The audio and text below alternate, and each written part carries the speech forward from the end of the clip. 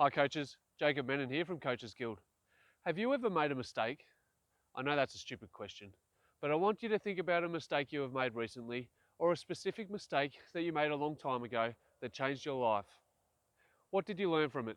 Did it change your behaviour? And if so, how? The point of all this is to demonstrate that making mistakes changes behaviour.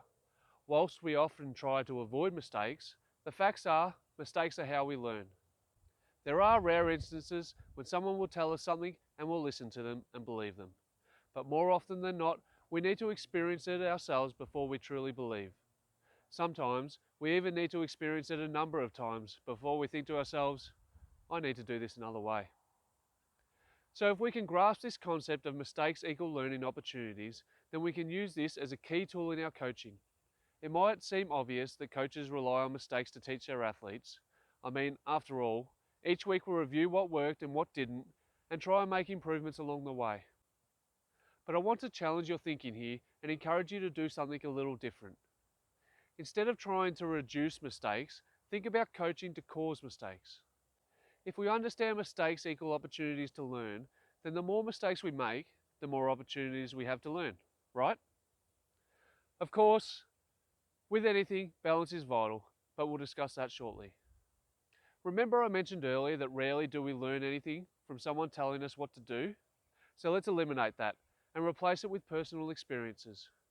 Continue to review performances as you normally would and identify where you want to make improvements. But now, instead of telling your athletes what to do to make these improvements, set up the same scenario at training and make your athletes work their way through it to discover their own solutions. Set up consequences for making the mistake and rewards for the improvements.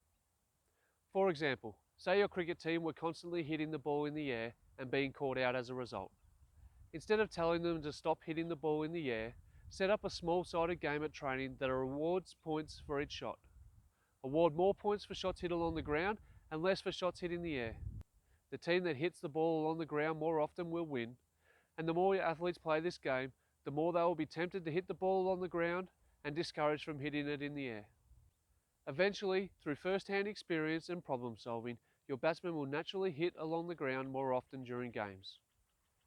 As your players develop by solving this problem, increase the difficulty of the game to improve in more areas, like shot placement. This concept can and should be used in all training drills, from basic skill development to complex game plans.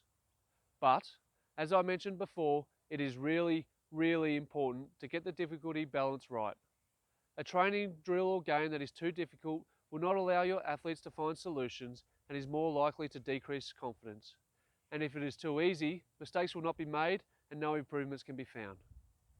In our article, Coaching for Mistakes, we discuss this in more detail and explain why creating mistakes during training will improve your athlete's development. Check it out now. We are sure you will find some value in this article. You'll find the link to the article in this video's notes. This might be a tough concept to grasp at first and will likely take time to prepare and execute. However, it will most certainly be time and effort well spent, as your athletes will become more accomplished for learning from their mistakes this way. If you need any help getting started with this strategy, let us know by posting a comment here, on the article page, or contact us via our website. We are here to help you in any way that we can. That is all I have for you this week. Until next week, happy coaching.